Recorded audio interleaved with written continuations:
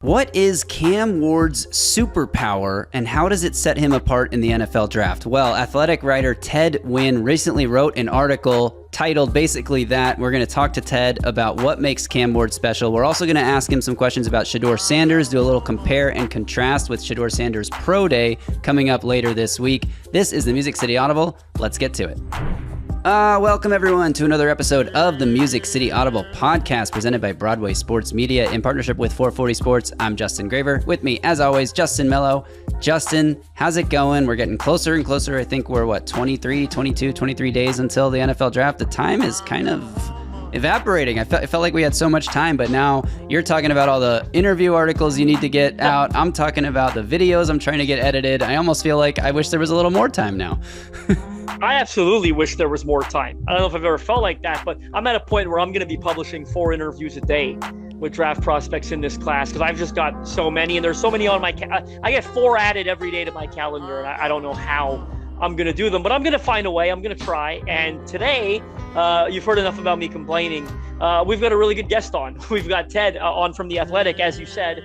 Super pumped, man. His article on Cam Ward was phenomenal. Quite frankly, we were fortunate we were able to get him on here on such short notice. Yep. That article just dropped about less than 48 hours ago, I believe, and it really is outstanding. If you guys haven't checked it out, make sure you head over to his Twitter. You can find it on there. Graver gave you the full title of the article. Really, really good, and he came on here to give us some high-level analysis about Cam Ward and Shedeur Sanders. Yeah, let's start with Shedeur Sanders before we get to that. First, also, though, the Titans made a signing. They're bringing back special teamer Justin Hardee. I guess this is John Fossil saying, hey, this guy was good. We need him. Titans obviously have needs for bodies there. I don't think there's anything too deep we can say about this except that one of their top special team roles will be filled.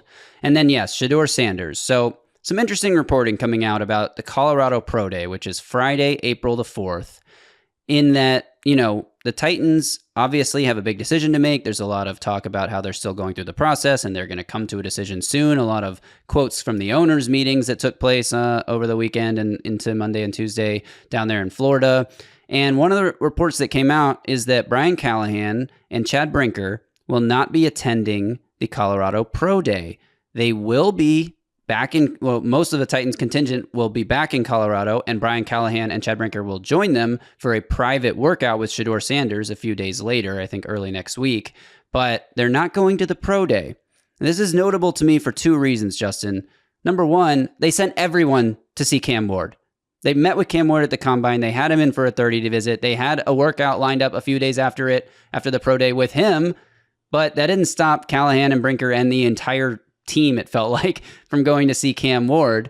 They're not doing that at Colorado, which also means, and I don't know if Travis Hunter will be present at Shedeur Sanders' private workout to help, be his go-to receiver. I think the workouts for both of them, okay, if I'm recalling correctly. They're going to be working out Sanders and Hunter together on April 9th. Right. Okay. So that is notable, but it is also notable that they are not going to the Pro Day. They're not giving Cam Ward and Shedeur Sanders the same treatment, essentially. Yeah, I do find it notable. I'm with you because, as you said, they've done everything they literally could do with Cam Ward, right? They sent everyone, you said, the visit, the Pro Day, the workout, the Combine formal. And they've had a couple of touch points with Shedeur as well. Remember, it started at East West Shrine. They did the Combine formal.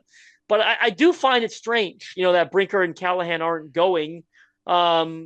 It just feels like if you're getting ready to, you're seriously considering this guy at number 1 overall, and this goes for Travis Hunter as well, that you'd all want to be there, right? So for them to not send 2 of the most important people, some people consider Chad Brinker like one of the de facto decision makers, right? So for him not to be there, then for the head coach not to be there, I would love to know when was the last time, and maybe it's recent, I don't know, but probably not, that someone went number 1 overall and that team didn't roll in bunches to the Pro Day, right? Right. The Chicago Bears knew they were taking Caleb Williams last year. I remember everyone was at the Pro Day, right? It's definitely strange. And to me, it strongly tips that, they're obviously, leaning in another direction at number 1 overall. Right. Or if they wanted to trade back still, which is I think the conversations that have been had most recently are the Titans either want to pick Cam Ward at 1 or trade back. It's not they haven't made up their mind on who to pick at 1. It's if they want to stay at 1. And they're apparently asking for 3 first-round picks now from the Giants. That was reported to move back to 3, which doesn't seem like the Giants will be making an offer that sizable. So, and they didn't even go to Penn State's pro day. I'm sure they had some scouts there, but the majority of the team, the day that Cam Ward did his private workout was the same day as Penn State's pro day, where Abdul Carter didn't do anything on the field because of the injuries he's working through. But it's a chance to get him in person again and talk to him and just like feel him out some more and see like, has the comfort level grown since your last meeting with him? And like, can you peel back another layer of his personality and get to know the kid better? It's just weird that they're not like all this process of not having decided on Cam Ward is so they can do their full due diligence. But then it's like, are they doing their full due diligence, or have they maybe sort of already made up their mind and they're just not telling us yet? I think the Abdul Carter stuff, obviously, they would have been there, I think, with the same contingent if it wasn't for the injury, right? I think the injury kind of killed that. And quite frankly, it's probably killed his chances of going number 1, right? Like, I don't mind taking a guy that's injured, especially when it's not super serious in April when you don't got to play till September. But I do think that conversation changes when you're dealing with the number 1 overall pick, right? Like, it's just so important to get that right, even for the narrative, right? Can you imagine they take him 1 and he's hurt most of the year? Like, it's different than taking him at 9 and he's hurt for most of the year. You still get some pushback, but not as much as if you took him at number 1. So I think the injuries probably killed his chances of going number 1. And there's also the fact that his agent said during the combine when he wasn't doing anything that he'd be ready for his pro day. And then his pro day comes around and he's not ready. That's a red flag to me. And I also saw a report coming out of the owners meeting that some teams have taken him off their board due to medical concerns. And I just wonder, based on the fact they didn't go to the pro day, if the Titans are one of those teams. But enough about pro days, enough about all that. Justin, you ready to talk to Ted Nguyen about Cam Ward and Shedeur Sanders? I am. This was a phenomenal interview with Ted. Again, so thankful and gracious for his time. Let's get into some of that high-level QB analysis. All right, then. Without further ado, we are thrilled to welcome in our guest, writer for The Athletic, Ted Nguyen, who has an excellent article out on The Athletic right now called Breaking Down Cam Ward's Superpower and Why It Sets Him Apart in the NFL Draft. But coming off that convo we just had about Shedeur Sanders' pro day coming up this weekend, let's start with Shedeur Sanders, Ted. Curious to get your thoughts. Obviously, you've written a very thorough article about Cam Ward, but about Shedeur Sanders as well, because there are a lot of Titans fans, not me, but a lot of Titans fans would prefer Sanders, I think, to be the pick, whether it's at 1 or in a trade down to 3 scenario or whatever. So what have you seen on tape from Shedeur Sanders, and how would you evaluate some of maybe his strengths and weaknesses?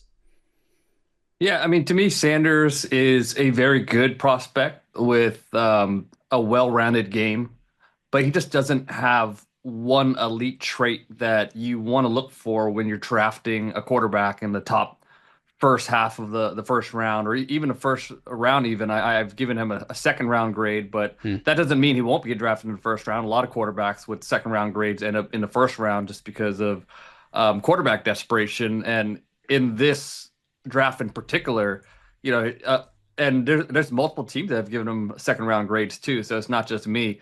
And in this draft in particular, he might even go into top 3, which is kind of crazy to say, but it's also lying season. So we don't know exactly how these teams are viewing these quarterbacks, but there are some very quarterback needy teams at the top of the draft. But for me, Sanders he's not a great athlete, but he's a quarterback that wants to create out of structure.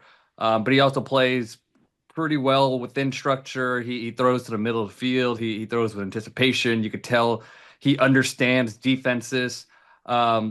He's very accurate, but his accuracy is not elite. It's not like, I just think if you're going to be that type of passer with not a very strong arm and you're going to depend on accuracy, you need very, very high level accuracy. And to me, he's just not that.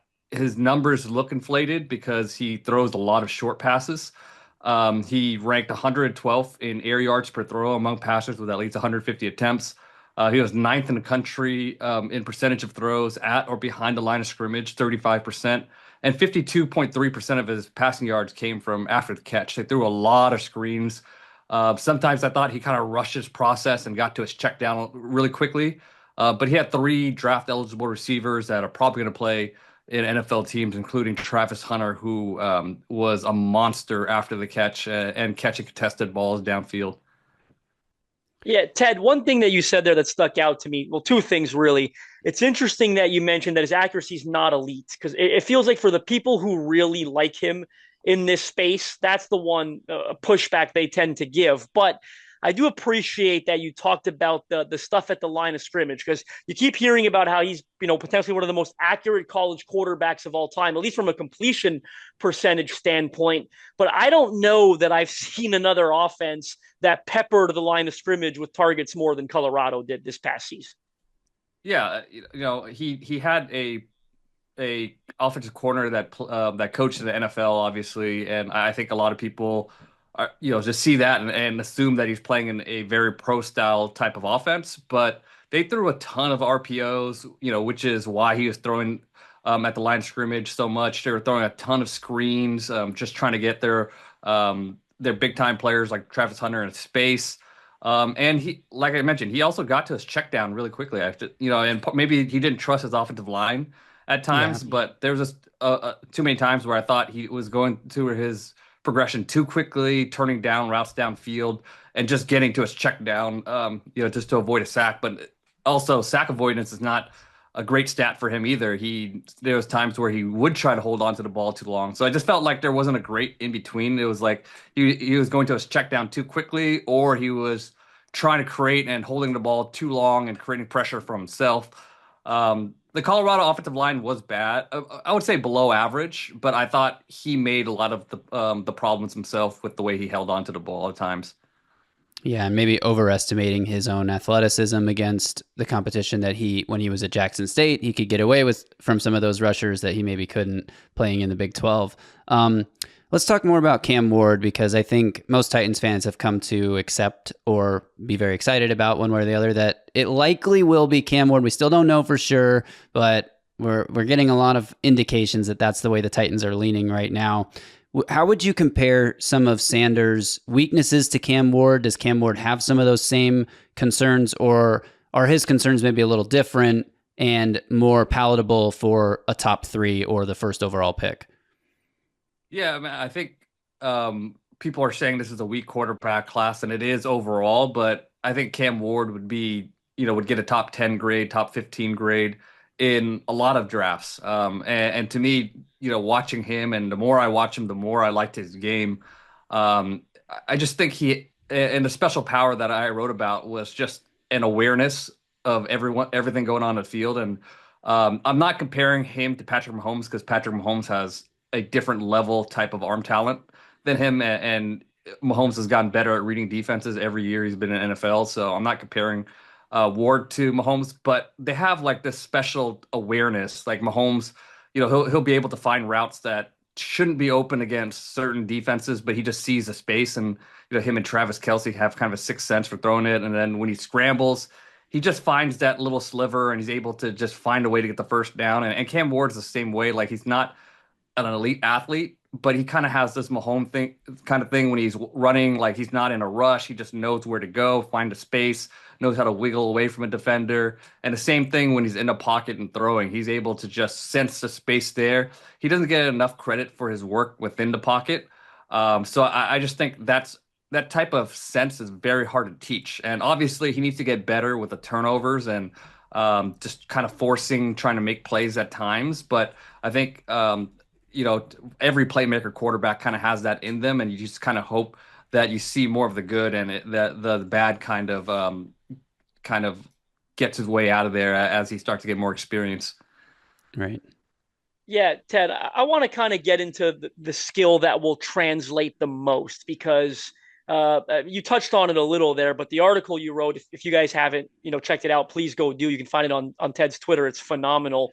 A lot of people who haven't really put in the work into watching him, there's a bit of a misconception that it's all about the off-script playmaking ability with him. But as you broke down in the article, really impressed with what he does within structure and from the pocket.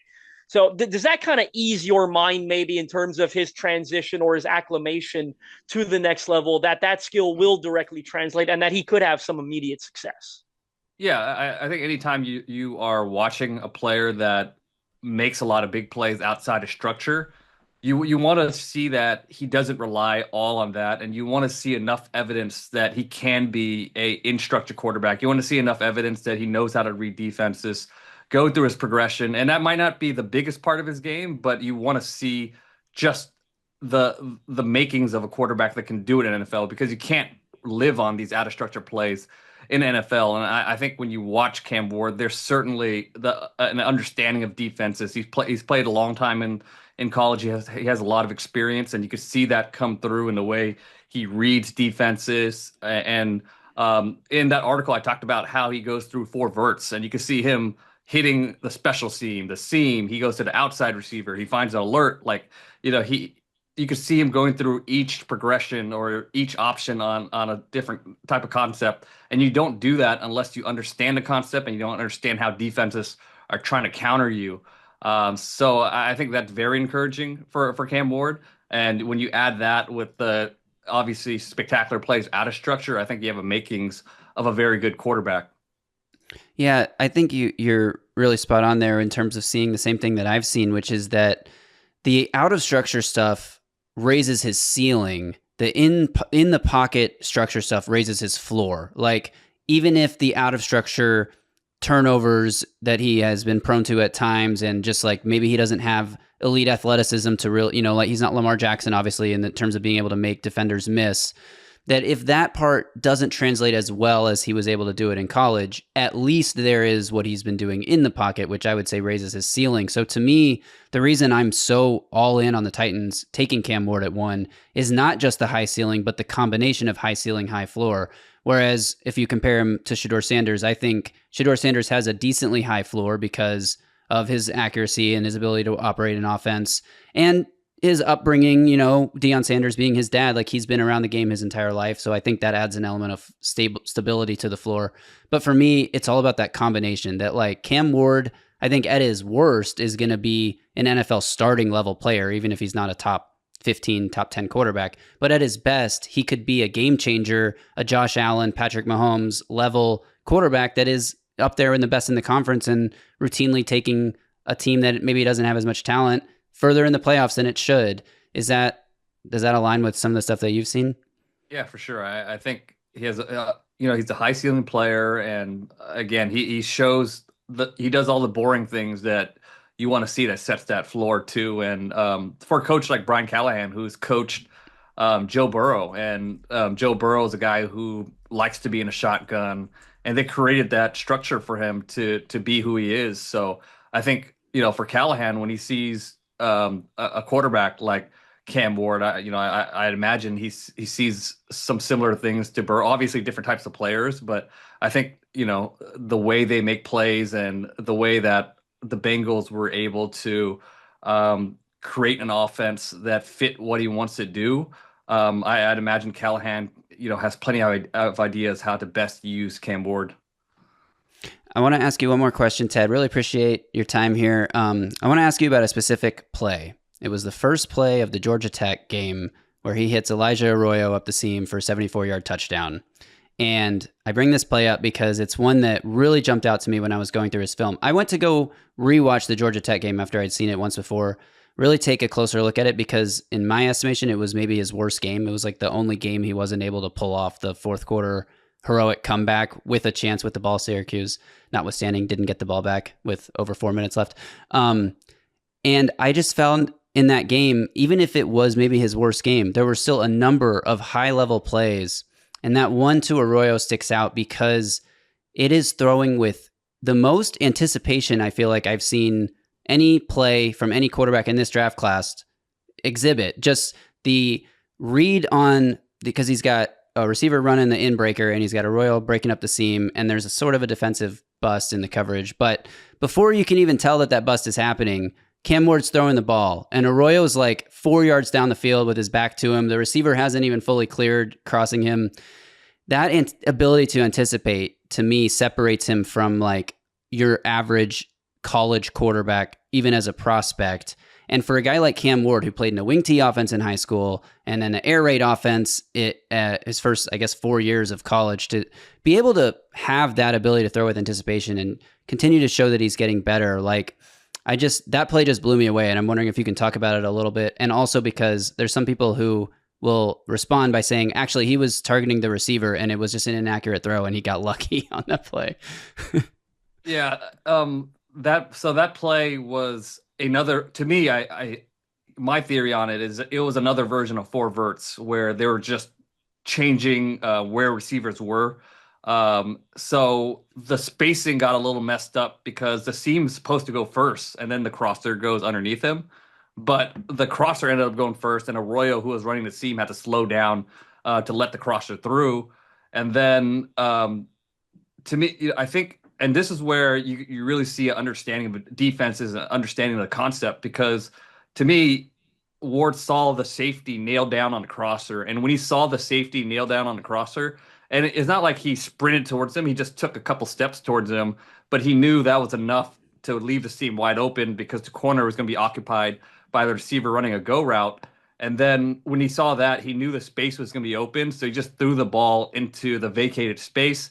And then right as Arroyo gets his head around, the ball is like 2 feet away from him, and he catches it, and he's able to sprint towards the end zone. So to me, that just shows really great understanding of the concept of the defense and just a little bit of creativity, because that's not how you practice the play. But he saw an opening, and he just decided, I can make this throw, threw it really early in the right place, and it ended up being a touchdown. So I love that play, and to me, that's one of his best throws of the season. And there's no chance that he was thrown to the crosser, because if he was thrown to the crosser, his feet would be facing inwards, and he would be throwing to the middle of the field. The seam is like in a totally different place. So I don't understand that argument. I mean, I guess because the guy running the crosser tried to reach back for it. Yeah. But to me, if he was throwing that crosser and he was going to miss, he's going to miss in the middle of the field, not way behind, and somehow it lands perfectly into the hands of the tight end too. Yeah, no doubt. All right, Ted, thank you so much. Everyone out there, follow Ted on Twitter at FB_film analysis. Great breakdowns on draft prospects and just football in general. And check out that article in The Athletic, breaking down Cam Ward's superpower and why it sets him apart in the NFL draft. Ted, really appreciate your time. No problem. Thanks for having me on, guys. All right. Thanks again to Ted. That was great. I mean, anyone that comes on here and tells me Cam Ward is, quote, special in any way, I'm going to love it. But I think that legitimately, like, that compare and contrast to what Sanders does well, and the fact that, he's a quarterback, so he may go top 5, but he's a second round player to Ted, and Cam Ward is not. I think, for me, the conversation's over. We're going to, again, talk about this for 22, 23 more days. But for me, I think it's sort of a done deal. Yeah, I mean, I can't see anything else happening either. Yeah, I think it's going to be Cam Ward at number 1. I'm at the point where I'll be stunned if it is. Yeah, I agree. All right. Thanks, everyone, for tuning in. That's it for this episode. We will be back. What day is it? Tuesday? I guess we'll be back later this week. I don't know. We'll figure it out. We're both extremely busy with draft stuff, but we'll try to get another episode out to you guys this week. Figure out what the heck to talk about. I don't know. I'm still working on that other video I mentioned last week. It's coming along. It's shaping up to be a banger, though, folks. I shared the intro with Justin this morning, but yeah, it's coming along. So we'll have more content for you. Just not sure exactly when yet, which is why you should subscribe to the channel. Give this video a thumbs up, turn on alerts so you get a notification when we drop those next videos, and drop a comment below. Do you agree with Ted? Do you disagree with Ted? We kind of want to know if you disagree more. It's just more fun to go back and forth and everyone saying I agree. But if you agree, say I agree, and we'll be back soon. Until then, y'all stay safe out there and tighten up.